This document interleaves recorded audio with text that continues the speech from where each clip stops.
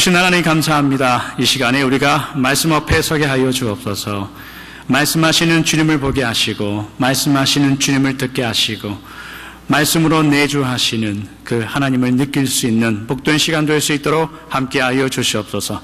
주신 예수님의 이름으로 기도하옵나이다. 아멘. 오늘 말씀은 빌립보서 3장에 있는 말씀을 보도록 하겠습니다. 빌립보서 3장 12절에서 14절에 있는 말씀, 제가 가진 성경은 신약성경 322면에 있습니다.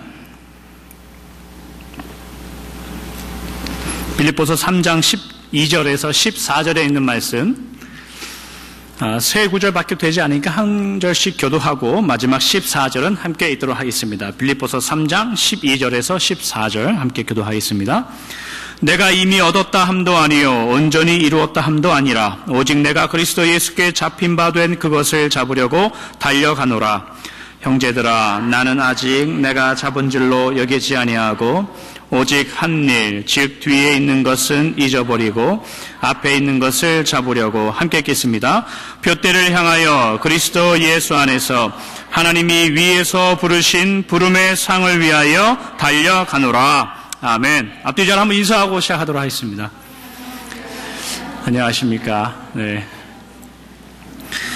오늘 저희 내일법에 열린 교회가 이 땅에 세워지지 만 13년이 되는 그 주일을 기념하여 저희가 예배를 드립니다. 한 교회가 세워지고 유지된다는 것은 하나님의 은혜가 아니면 사실은 가능하지 않은 일입니다. 매년마다 드리는 창립 예배가 새로울 곳이 있겠는가라고 생각할 수 있겠지만, 작년에 드렸던 그 예배 이후에 또 오늘 드리는 이 감사 예배를 생각하면 매년 또 새롭다는 것도 또 느낍니다. 작년하고 다르게 예배 드리는 환경도 달라졌고, 예배 드리는 얼굴들도 많이 달라졌습니다. 특별히 변한 것이 있다면 하나님 앞에 예배 드리는 우리의 믿음의 수준도 어느 정도 자라나서 하나님 앞에 감사하여 예배 드리고 있다는 뜻이죠. 그러니까 이런 의미에서 보면 창립 감사 예배라는 것은 우리가 하나님께 어떤 업적을 남겼는가에 대한 이야기를 하자는 게 아닙니다. 그런 이야기를 하자는 게 아니라 오늘까지 인도하신 하나님만 과연 우리 안에 있는가를 점검하고 확인하고 그것을 하나님께 감사하는 그 날이 창립 감사 예배입니다. 오늘까지 우리를 인도하셨던 하나님이라는 그 의미를 곰곰이 생각해 한번 보십시오. 사람이 힘으로 14년 동안 한 곳을 다닐 수 있는가? 이게 쉬운 일이 아닙니다. 길 가다가 누구를 잡고서라도 부탁인데 우리 교회를 14년 동안 다녀달라 이렇게 부탁하면 그 누가 내가 그러겠소라고 대답하겠습니까? 그러니까 14년이란 시간은 13년이란 시간은 이게 쉬운 게 아니죠. 은혜도 받을 때도 있고 감동을 받을 때도 있죠. 그러나 때로는 오해를 사기도 하고 때로는 갈등도 있습니다. 그러니까 도중에 무슨 일이 일어날지 모르는 게 이런 과정이죠. 그런 과정 속에 이렇게 13년이라는 숫자와 기간이 모아진 것, 이게 은혜이고 그러한 길을 가는 자들이 교인이고 성도다, 그런 거죠. 오늘 본문에 보면 사도 바울이 등장합니다. 사도 바울이 교회를 세우고 복음을 전파할 때 그 복음과 교회와 성도의 길이 무엇이었는가, 이해를 가지고 있던 그것을 우리가 나눔으로 오늘 감사 예배를 드리는 교회와 우리 성도의 믿음이 어떠해야 되는가 몇 가지만 우리가 살펴보죠. 본문을 통해서 첫 번째로 바울이 말하는 그 교회와 성도됨의 의미는 교회라, 성도라는 자들은 이미 얻은 것도 없고 온전한 것도 이룬 길이 없는 길, 그 위에 서 있는 것이 교회다라는 거예요. 오늘 본문 12절에 보니까 이런 구절이 있습니다. 내가 이미 얻었다 함도 아니요 온전히 이루었다 함도 아니라 오직 내가 그리스도 예수께 잡힌 바 된 그것을 잡으려고 달려가노라. 바울의 고백이에요. 내가 이미 얻었다라고 생각하지 않겠다. 내가 온전히 이루었다라고 하지 않겠다. 다만 예수님께서 나를 잡으신 그것, 내가 잡힌 바 된 그것을 찾으려고 내가 달려가겠다라는 그 의미인데, 사실 이 구절이 쉽지는 않습니다. 왜냐하면 자세하게 기록하고 있지 않아요. 왜냐하면 어떤 것을 얻겠다는 거니, 사도 바울이 내가 이미 얻었다 함도 아니요 라고 이야기할 때 그럼 뭘 얻으려고 하는 생각인가? 내가 온전히 이루었다 함도 아니다 라고 이야기할 때 그러면 사도 바울은 뭘 온전히 이루려고 했던 것인가? 예수님께 잡힌 바 된 그것을 찾으려고 내가 달려간다라고 이야기할 때 그러면 그 잡힌 바 된 그것이 도대체 뭔가, 그것이 뭐기에 저렇게 달려가고 있는가라는 말이에요. 얼핏 생각하면 오늘 본문 이후에 14절에 나오는 말씀처럼 하나님이 하늘에서 나를 부르신 그 부르는 하늘의 상급을 기대하여 달려간다, 살아간다 라는 의미일지도 모릅니다. 만약 그렇다면 사도 바울이 교회를 세우고 복음을 전파하고 이런 것들이 다만 그가 하늘에서 받을 상급을 위해서 이렇게 열심히 하는 것인가? 다만 상급이라는 것도 우리가 곰곰이 생각해 보면 내가 하나님께 하늘에 가서 하늘나라에 가서 어떤 받을 보상 아닙니까? 보상. 그러면 사도 바울이 그렇게 그토록 목숨을 내걸고 복음을 전파했던 게 결국은 어떤 보상을 받으려고 하는 것인가? 라고 생각해 보면 우리가 아는 사도 바울은 그 정도의 믿음은 아닌 거죠. 그보다 더 위대하고 뛰어난 거죠. 그러면 사도 바울은 무엇을 얻고 무엇을 이루려고 하는가를 다시 한번 생각해 보면 아마도 오늘 본문 이전에 10절에 나오는 것이 더 타당해 보일 거예요. 오늘 본문 이전에 빌립보서 3장 10절에 보니까 이런 구절이 있어요. 내가 그리스도와 그 부활의 권능과 그 고난에 참여함을 알고자 하여 그의 죽으심을 본받아 라고 말해요. 영어 성경에는 I want to know Christ 이렇게 하고 시작을 해요. 내가 예수님에 대해서 더 알고 싶다. 그래서 내가 이 길을 달려간다. 그렇게 이야기한단 말이죠. 사도 바울이 교회를 세우고 복음을 전하는 데 있어서 가장 첫 번째 생각했던 건 뭐냐면 예수님이 누구신가에 대한 이해, 예수님이 어떻게 우리를 사랑하셨는가에 대한 그 마음, 그것을 더 깊이 이해하고 온전히 다가가는 것, 그것이 먼저 있었어요. 이런 사도 바울의 의미를 보고 오늘 본문 12절을 본다면 이런 뜻이에요. 12절을 풀어서 이야기한다면 이미 얻었다 함도 아니요 온전히 이루었다 함도 아니다 라는 이 말, 나는 여전히 내가 걸어온 이 뒤에 있는 길을 돌아보더라도 하나님 예수님을 온전히 알았다고 할 수 없습니다. 오히려 그 길을 더 걸어가야 됩니다. 그리스도의 장성한 분량에까지 내가 감히 이르렀다고 말할 수가 없습니다. 나는 그저 다만 오늘 하루 주님이 나를 보내신 그 길 위에 내가 살아가고 그 걸음을 달려갈 것입니다 라고 이야기하는 게 오늘 본문 12절이에요.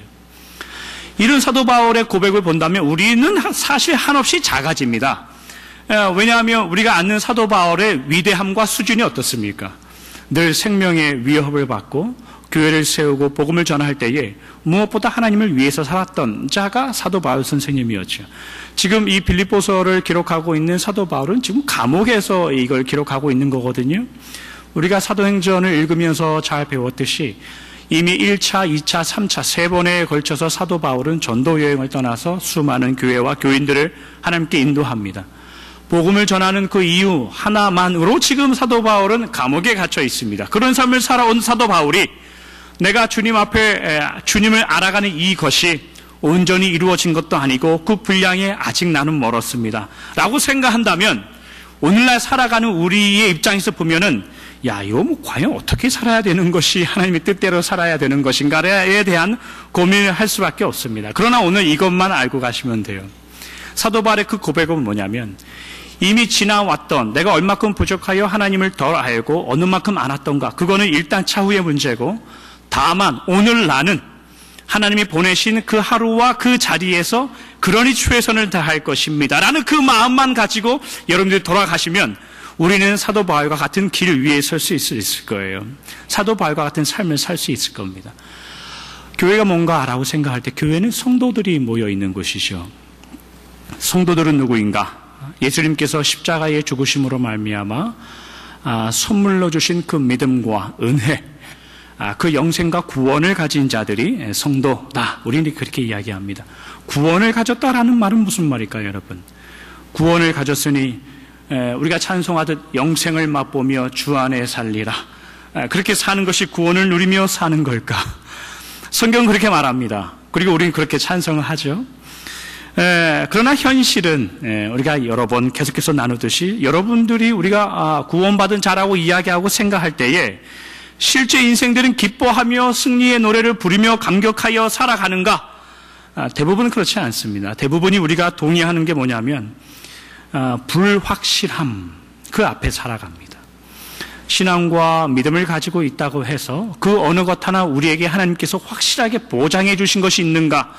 라고 우리의 인생을 돌아보면 사실은 그렇지 않다는 겁니다. 불확실함과 한 치 앞도 내다볼 수 없는 인생의 길을 걸어가는 게 여러분이고 저입니다. 하나님을 믿었다고 해서 한 치 앞이 클리어해지고 한 치 앞이 분명해지는가? 라고 물어본다면 그 누구도 그렇다라고 대답할 수 없는 길, 그 길을 우리가 사는 거예요. 바울처럼 그렇게 복음을 전하고 하나님의 일을 위해서 수고하고 교회를 세우고 하나님의 백성들을 인도했음에도 불구하고 감옥에 있듯이 오늘날 사는 성도님들도 그런 비슷한 구원받았으니 아멘하여 감격하고 살아가면 좋겠는데 사실은 감격하는 건 며칠 오래 가지 않습니다. 그 뒤로는 사도 바울이 감옥에 있는 것 같은 비슷한 삶을 살아갑니다. 분명히 잊지 말아야 될 것이 있어요. 구원받았다라는 것은 여러분들, 성도라는 자들을 하나님께서 이미 완성되어지고 온전한 자리로 부름을 받았다는 뜻이 아닙니다. 성도라는 뜻은. 이미 완성되어지고 확보된 어떤 자리로 불러졌다는 의미가 아니에요. 구원의 관계에서, 구원과 관련된 것은 그런 뜻이 맞습니다. 여러분들은 취소될 수 없고 변할 수 없는 구원이라는 것을 확보하고 살아갑니다. 그러나 구원 이후에 이 땅을 살아가는 성도로서의 삶으로 보자면, 교회로 보자면 삶은, 교회는 여러분들의 인생은 여전히 달려가야 할 그 길 위에 서 있습니다.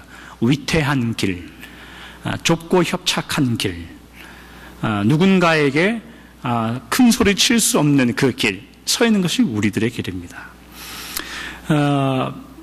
그 길 위로 여러분들을 부르셨다는 것에 대해서 여러분들은 어떻게 생각하십니까? 억울하게 생각하지 않으십니까? 우리가 이제 흔히 자주 나누는 이야기처럼 예수님께서 돌아가실 때의 오른편에 있는 강도처럼, 한편에 있는 강도처럼 내 마음대로 살다가 죽기 전에 예수님 나와 오늘 낙원에 나를 꼭 기억해 주십시오라고 한마디만 하고 천국 갈 수 있다면 그런 멋진 삶을 살고 싶은 게 사실은 우리 본심이죠. 본심. 하나님 불러도 너무 빨리 불렀습니다. 그런 거잖아요. 믿음 때문에 이러지도 못하고 저러지도 못, 누구처럼 소리 지르고 살고 싶은 상황 가운데 있더라도, 야, 교회 다니는 사람이 어떻게 저럴 수가 있는가? 그 이야기 한마디 들을까봐 꾹꾹 참는 게 우리잖아요. 꾹꾹 참으면서 살아간단 말이죠. 주님 부르셔도 너무 일찍 부르셨습니다. 그러면 거꾸로 한번 생각해 보세요. 지금에서 잊어서야 불렀기 때문에 요 모양이고 이 수준이지, 나중에 불렀다고 생각하면 우리 여러분 예수님 만날 때 예수님은 어떤 모양으로 만나려고 그런 마음을 갖는 거냐, 그거 한번 생각해 보면, 야, 우리는 진작에 부름받기를 잘했던 사람입니다. 동의하십니까? 우리가 얼마나 어려운 길에 있을 때에 하나님의 말씀대로 참으며 예수님의 말씀 따라 살겠습니다 라고 살았는가를 생각하면 그것도 사실 몇 번 없어요. 사실은 늘 믿지 않는 자들과 방불하게 살았던 게 우리의 수준이죠. 은혜를 생각해 보십시오. 13년 동안, 아니면 여러분들의 믿음의 인생 뒤를 한번 생각해 보시면 대부분 아마 저하고 비슷한 고백을 할 겁니다. 나도 모르게 하나님이 여기까지 나를 인도했습니다. 대부분 그런 기도 제목일 거예요. 나도 모르게 하나님이 지금까지 나를 은혜로 붙들어 주셨습니다. 그 고백이 아마 비슷할 겁니다. 고백 문장과 단어는 달라도 제 마음은 여러분들이 동의하실 겁니다. 예배 드릴 때, 여러분, 예배 드릴 때 왜 많은 분들이 기쁨과 감동이 넘치지 않을까요? 이거에 대해서 곰곰이 한번 생각해 보시기 바랍니다. 오늘날 참으로 수많은 교회가 있습니다. 수많은 성도님들이 교회 예배에 참석합니다. 그러나 많은 분들이 이구동성으로 이야기하는 게 뭐냐면 예배에 감동이 없다라는 거예요. 왜 예배에 감동이 없는지 아십니까, 여러분? 예배 감동이 없는 이유는 오늘 이유로 꼭 기억하세요. 하나님의 은혜 때문에 예배에 감동이 없어요. 이게 무슨 말이냐면 구하지 않은 마음인데 예배에 앉아있기 때문에 감동이 없는 거예요. 제가 설명해 드릴게요. 잘 이해하십시오. 저에게 이제 아이들이 2명이 있습니다. 제 애가 2명인데, 둘째 녀석은 운동을 좀 꽤 해요. 운동신경이 있나 봐요. 이제 둘을 데리고 똑같이 수영장을 갑니다. 그러면 이제 수영을 가르쳐줘요. 그럼 이제 둘째 녀석은 수영을 한 가지 배우면 그거를 이제 몸에 익히려고 아침부터 저녁까지 이제 그만하자라고 할 때까지 한쪽 구석에 가서 계속 연습을 해요. 연습을 하면 그게 어느 틈엔가 이제 몸에 탁 배면은 기쁨과 감동이 넘칩니다. 그러면 이제 눈만 뜨면 쉬는 날만 되면 아빠 우리 수영장 안 갑니까? 이제 그래요. 그런 얘기 하는 거예요. 근데 이런 이야기 좀 조그맣게 하지. 옆방에 안 들리게. 제 첫째 녀석은 운동신경이 별로 없어요. 똑같은 수영을 가르쳐줘도 이건 도무지 해내질 못해요. 그런 재미가 없죠. 재미가 없으니까는 첫째한테 얘야 수영장 가자. 수영장 가자라는 말만 나오면 얼굴이 누렇게 뜹니다. 그때부터 입술이 삐쭉 튀어나와요. 그때부터 어떻게 해서든 안 갈까? 도대체 수영장 가서 물놀이하는 기쁨과 감동이라고는 그 안에 없어요. 근데 저는 길을 쓰고 그 녀석의 멱살을 잡고 수영장에 데려가는 거죠. 거기 데려다 놔서 앉혀놔요. 거기서 놀라고. 예배가 뭔가 잘 생각해 보세요, 여러분. 예배라는 건 왜 예배 하나님을 만나고 찬송하고 말씀을 나누는데 왜 기쁨과 감동이 없을까 생각할 때 교회에 사랑이 없다. 그런 쓸데없는 이야기 하지 마십시오. 우리 목사님 배가 너무 많이 나왔다. 뭐 이런 얘기 하지. 밖에서 싸운 저 왼수가 왜 하필 이 교회에 다니는가. 뭐 그런 쓸데없는 이야기 하지 마세요. 그런 건 모두 이유가 되지 않아요. 예배와 찬송과 말씀이 왜 감격과 기쁨이 되지 않느냐면 갈급하지 않아서 그래요. 갈급하지 않아서. 의에 줄이고 목이 마르지 않아서 그래요. 갈급하시고 의에 줄이고 목이 마르시길 축원합니다. 그런 믿음 위에 서 있기를 노력하셔야 돼요. 하나님의 은혜 때문에 감동이 없다라는 게 무슨 뜻이냐면 예배 시간에 나와서 이 보리자루처럼 앉아 계신 분들이 있잖아요. 왜 그러냐면 가기 싫은 놈을 제가 멱살을 잡아서 수영장에 데려다 놓는단 말이에요. 그 은혜예요. 우리는 부족하고 연약해서 우리 삶 가운데 하나님을 진심으로 찾으려고 하는 마음이 늘 부족합니다. 뒤를 돌아서면 죄를 짓고 하나님의 은혜가 무엇인지 모른 채 그렇게 살아와요. 그런데 하나님은 늘 아내를 협박하죠. 아내를 통해서 남편을 협박하고 가정에 기도할 수밖에 없는 환경을 조성하시고 하나님을 의지할 수밖에 없는 정황들과 여건들을 허락하셔서 내 중심에서는 하나님을 찾지 못하는데 어떻게 해서나 예배당에 데려다 놔요. 누가요? 하나님이. 그럼 우리는 질질 끌려서 여기 오는 거예요. 기쁨과 감격으로 목마름을 찾아왔으면 기쁨과 감사가 되는데 가기 싫고 입이 뛰쳐나오고 하니까 와서 보리자루처럼 앉아 있는 거예요. 하나님은 왜 그랬을까요? 저는 그 마음을 이해해요. 한 가지만 배워라. 오늘 못 배웠으면 그 다음 주에 와서 배워라. 그 다음 주에 와서 못 배웠으면 또 그 다음 주에 와서 배워라. 한 가지만 배운다면 누가 말리지 않아도 기쁨으로 예배에 나올 것이니 예배 와서 기쁨으로 앉아있지 못할지라도 언젠가 하나님은 그래 믿음의 뿌리가 내리고 믿음이 불쑥 올라오는 때를 오히려 하나님이 기다리고 계시죠. 여러분들 앞뒤 잘 한번 보세요. 혹시 보리자루처럼 앉아 계신 분이 계십니까? 그런 분들을 보면서 괜시리 그럴 거면 왜 교회 나와서 앉아있냐 이런 이야기 이런 멋없는 이야기 하지 마십시오. 하나님의 은혜로 여기 와서 앉아있는 거예요. 오늘 본문의 표현대로라면 얻지 못한 것처럼 보여요. 온전히 이루지 못한 것처럼 보이죠. 사도 바울이 똑같은 거예요. 열심히 복음을 전해도 감옥에 있습니다.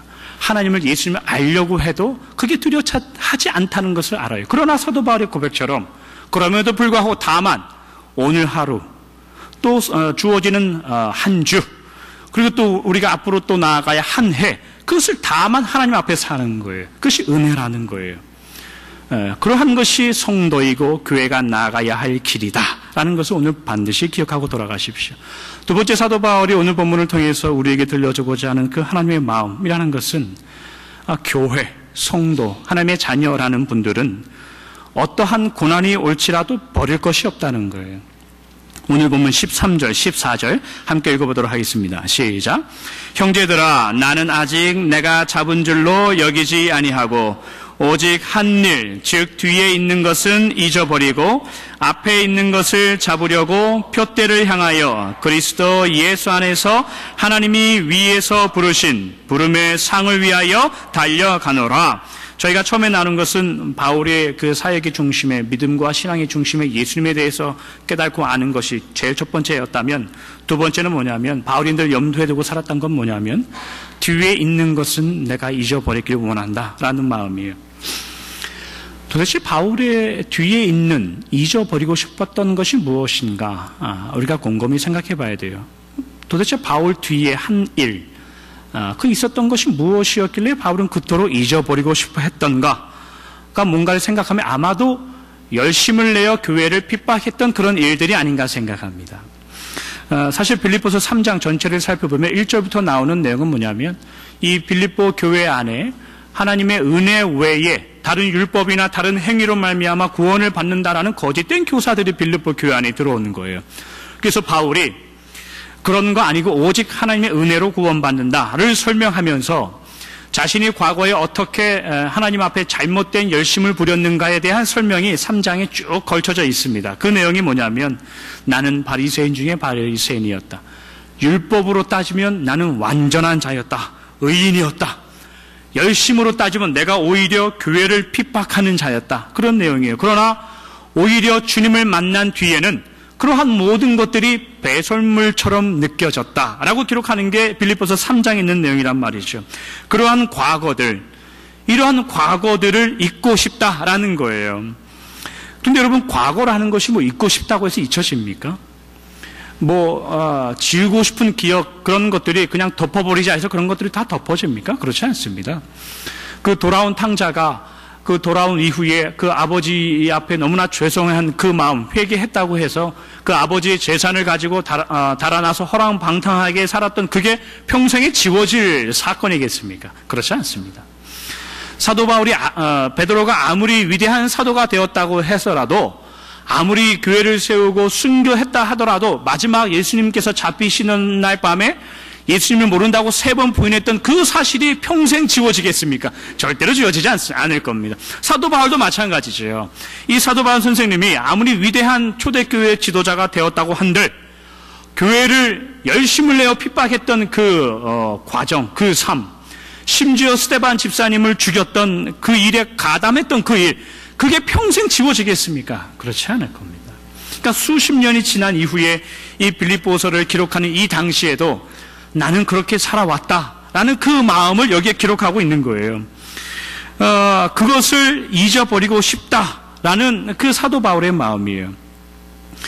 바울이 뒤에 있는 것을 잊어버리고 오직 표대를 향하여 달려가고 싶다라고 말하는 이 마음, 이 바울의 진심이 뭔가 잊혀지지 않는, 덮어버릴 수 없는 이 과거를 잊고 싶다고 말하는 이 본심은 뭐냐면 자신의 그 부족과 그 사도 바울이 가지고 있는 그 연약함, 사도 바울이 그 겪어왔던 자신의 그 한계, 그럼에도 불구하고 그런 것들로 인하여 오늘 내가 주님의 일을 하는 이 길에 있어서 방황하지 않겠다는 그런 결심이에요. 그런 것들로 인하여 내가 한숨 쉬며 나는 자격이 안 돼. 그런 것들 때문에 나는 내가 어떻게 도무지 하나님의 말씀을 증거하는 자로 서 있을 수 있겠는가에 대한 그런 신앙에 방황하지 않겠다는 결심이 이 말이에요. 과거는 덮어지지 않습니다, 여러분. 지나간 일들은 없어지는 것이 아니죠. 그래서 누구나 힘을 들어하죠. 과거에 대한 얽매인 그런 여러 가지 일 때문에. 그러나 잊지 마십시오. 성도라는 분들은 믿음을 가진 분들이죠. 잊혀지지 않는 그 과거, 실수, 부족함, 그런 것들 위에 믿음이라는 것은 무슨 일을 할까요? 믿음이라는 것은 어떤 역할은 할까요, 여러분? 믿음이라는 것은 숨기고 싶은 그 일들, 연약함 그 위에서도 하나님께서 열매를 만들어내실 것이다라는 그 일, 그 마음, 그 결심을 믿음이 하게 합니다. 더 깊은 믿음을 소유하시고 더 넓은 믿음을 소유하시길 축복합니다. 괜찮지 않았던 여러분의 삶, 여러분의 과거, 만만치 않았던 우리 교회의 지난 13년, 누구에게 떳떳하게 말씀 위에 바로 서 있고 날마다 기도하면 이렇게 교회가 이렇게 될 수 있다라고 말할 수 없는 우리의 현재의 모습, 여러분의 개인적으로도 그렇고 그러한 것들을 발전시키고 개선시키고 나아가기 위해서 때로는 우리는 계획도 짜기도 하고 후회도 하기도 합니다. 평가를 하기도 하고 그래서 더 나아지던가 생각하면 그렇지 않다 이겁니다. 어느 정도 발전을 할 수 있죠. 늘 한계에 부딪힙니다. 우리는 왜 그럴까요? 왜 우리는 계획을 하고 후회를 하고 해도 왜 늘 한계에 부딪힐까요? 고린도전서 3장에 그 힌트가 나와 있어요. 고린도전서 3장 6절과 7절입니다. 나는 심었고 아볼로는 물을 주었으되 오직 하나님께서 자라나게 하셨나니 그런즉 심는 이나 물 주는 이는 아무것도 아니로되 오직 자라게 하시는 이는 하나님뿐이니라. 믿음이 있다는 것이 여러분들의 과거를 잊게 해주는, 우리의 부족함과 연약한 지난날의 13년의 모든 것을 잊게 해주는, 마취하는 것 같은 그런 게 아니죠. 믿음이 있어도 힘든 건 힘든 겁니다. 고린도전서 3장의 사도 바울이 하나님께서 말씀하시는 것은 우리의 마지막 일, 교회의 마지막 일, 여러분들의 신앙의 믿음의 마지막 일은 어떠한 것을 창조하고 만들어내고 열매를 맺히는 일이 아니다라고 말합니다. 그래서 사실은 힘든 겁니다. 우리는 그저 물 주고 그저 심고 이것밖에 사도 바울이 할 것이 없다고 이야기해요. 그럼 사도 바울 한번 생각해 보십시오. 사도 바울이 했던 일들이 우리가 단순히 심고 물 주었다라고 그렇게 간단하게 이야기할 문제입니까? 사도 바울이 어떤 사도입니까? 40에 하나 감한 매를 수없이 맞았죠. 파손하는 배에 물에 빠져 죽을 뻔하였고 굶주리고 헐벗고 비천에 처하고 여러 가지 정황 속에 있었던 분이 사도 바울입니다. 그런 사도 바울이 자신의 사역을 나는 그저 심었고 나는 그저 물을 주었다, 그런 거다라고 이야기하는 거예요. 나머지는 하나님의 일이다 이렇게 이야기하는 거예요. 조금 서운할 수 있어요. 왜냐하면 우리도 그렇고 사도 바울도 그렇고 그 정도로 열심히 했다면 우리는 뭔가 기대합니다. 하나님, 우리가 이렇게 기도하고 이렇게 정당하게 수고하고 계획하고 노력했으면 하나님 어느 정도의 결실과 열매가 있어야 되는 거 아닙니까? 라는 기대들, 그러한 기대들을 당연히 갖습니다. 하나님이 이 정도로 말씀을 나누고 예배를 드리고 기도하였으면 그에 상응하는 정당한 수준과 발전이 있어야 되는 거 아닙니까? 그런 요구를 할 수 있습니다. 그러나 사도 바울은 우리는 다만 심었고 우리는 다만 물을 주었다, 그리고 자라나게 하는 것은 하나님입니다, 이렇게 이야기를 해요. 하나님께서 우리의 그런 기도에 우리가 그렇게 물을지도 몰라요. 너 심었고 물 주지 않았느냐? 그거면 충분하지 않겠는가? 우리에게 그렇게 말합니다. 자라나게 하는 일과 열매를 맺게 하는 일은 내가 하는 것 아니냐? 그러면 너는 열심을 내어 기도하고 말씀을 나누고 너 있는 길에 최선을 다했으면 그것으로 만족하는 거 아니냐라고 우리에게 묻는 겁니다. 무엇이 만들어지고 열매가 나오는 것이 하나님께 있기 때문에 그래서 교회는 힘든 겁니다. 왜냐하면 우리 생각보다 길어질 수도 있기 때문에 그래요. 열심히 물을 주고 심으면 예상치 못하게 가뭄이 찾아옵니다. 그러면 벌떡 일어나서 빨리 가서 물 양동이를 가져다가 물을 또 퍼날라야 돼요. 또 느닷없이 혹독한 추위가 불어옵니다. 그러면 우리가 입고 있었던 그 포대기라도 빨리 가져와서 덮어버려야 돼요. 그래야 그 심고 물 주고 있는 것들이 죽지 않다 이거죠.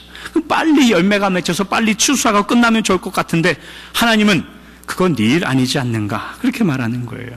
오늘 본문의 사도 바울의 표현대로 이야기하면 우리가 심고 우리가 물을 주는 일들, 그가 복음을 전하고 예수님을 알아가고 하나님을 좀 더 깊이 알아가서 복음을 전하고 교회를 세우고 이런 것들은 모두 다 우리가 잊어버릴 만한 일들이다. 그 이후의 일들은 하나님이 하신다라는 거예요. 13년 동안 또는 여러분의 인생의 믿음의 지나온 그 모든 시간 동안 우리가 하나님 앞에 기도했던 여러 가지 많은 기도의 제목들, 그 마지막 일은 하나님 내가 할 일 아니냐, 그런 마음입니다. 여러분, 우리의 뒤에 있는 것들은 사실 쉽게 잊혀지지 않아요.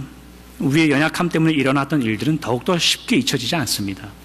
우리 교회가 13년 동안 오면서 여러 가지 가졌던 그 시행착오들, 부족함들, 행여나 우리의 부족함 때문에 하나님의 뜻을 가로막지 않았는가 생각할 정도의 여러 가지 일들, 그런 것들이 쉽게 사라지지 않습니다. 그러나 하나님은 오늘 우리 말씀을 통해서 우리에게 말하는 거예요. 그런 것들은 그냥 심고 물을 준 일이고 그 다음은 나에게 맡겨라. 그 다음은 나에게 맡겨라. 그것이 하나님 오늘 우리에게 주시는 말씀입니다. 그러한 모든 것들이 쌓여서 오늘 13년을 이르렀습니다. 우리의 부족함과 넉넉함과 수고와 열심과 때로는 배반과 때로는 숨음과 도망감과 때로는 누구에게 말하지 못할 우리의 기도 제목들, 이러한 모든 것들이 쌓여서 오늘까지 이르는 겁니다. 하나님은 그렇게 말씀하는 거죠. 어느 것 하나 버릴 것이 없었다. 어느 것 하나 숨길 것이 없이 오늘 이 자리까지 은혜로 왔다. 그러니 어떤 것이라도 유익하지 않는가? 우리에게 그것을 물어볼 겁니다. 이 말씀만 하고 말씀을 정리하도록 하죠. 13년 동안 교회가 왔습니다. 여러분 그동안 고생하셨고 그동안 많은 일을 함께 동참해 주시고 연합해 주셔서 감사합니다. 얻은 것도 있고 이룬 것도 있습니다. 그러나 다른 한편으로는 얻은 것도 없고 이룬 것도 없습니다. 이 모든 것을 다 성경은 그냥 심고 그냥 물을 주었다, 그것뿐이다 라고 말하는 겁니다. 그 다음의 일은 하나님이 하시는 거다라고 말하는 거죠. 여러분 바람 불 때 온 힘을 다해서 방패막이 되어주셔서 감사합니다.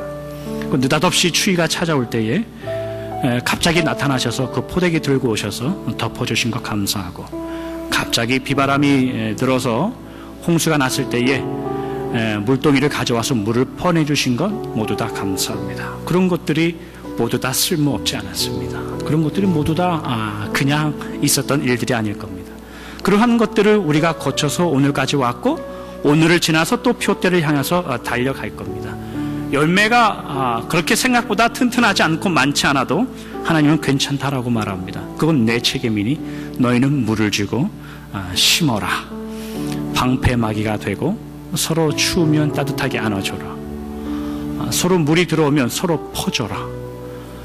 서로 넘어지면 서로 일으켜줘라. 그것만이 너희들이 할 일이다. 나머지는 나에게 맡겨라 라는 거죠. 이 말씀이 여러분들에게 힘이 되시고 우리 교회의 힘이 되기를 바랍니다. 그래서 돌아오는 한 주, 또 내년 14주년까지의 또 한 해, 그 한 해의 1년의 과정을 거쳐내면서 여러 가지 견뎌야 되고 만나야 되는 그 정황들, 사건들 속에 왜 이런가 그런 한숨이 나오기 전에 하나님 앞에 하나님 우리가 그저 심고 그저 물을 줄 수 있도록 도와주옵소서. 이런 믿음의 기도와 신앙의 길을 걸어가시는 여러분들 모든 인생 되시길 주님의 이름으로 축원합니다. 기도하겠습니다. 하나님 감사합니다. 지난 13년 동안 우리 교회를 붙들어 주셔서 감사합니다. 하나님 여러 가지 이룬 것도 없고 또 반면에 많은 것을 이루었습니다. 하나님 온전히 된 것도 없습니다. 그러나 주님 온전한 것이 너무나 많습니다. 주님 심고 물을 주어서 열매가 풍성할 줄 알았습니다. 그러나 주님 여전히 우리에게 심고 물을 주라고 말씀합니다. 그것만이 우리의 일이요 자라나게 하시는 일과 열매를 맺는 일은 하나님의 일이라 말씀하오니 하나님 우리 교회가 지나온 13년 동안 어느 모습에 오늘 이 상황에 있을지라도 주저하거나 낙심치 않게 하여 주시고 오직 하나님이 원하시는 그 자리에 그 일을 그 하루를 감당하며 그 한 해를 감당할 수 있도록 주님 인도하여 주시옵소서.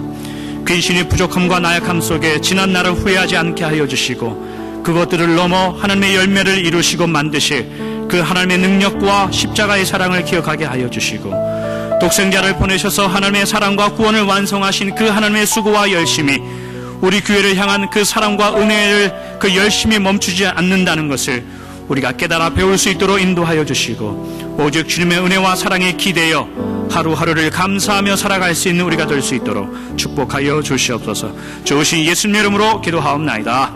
아멘. 301장 함께 찬송하면서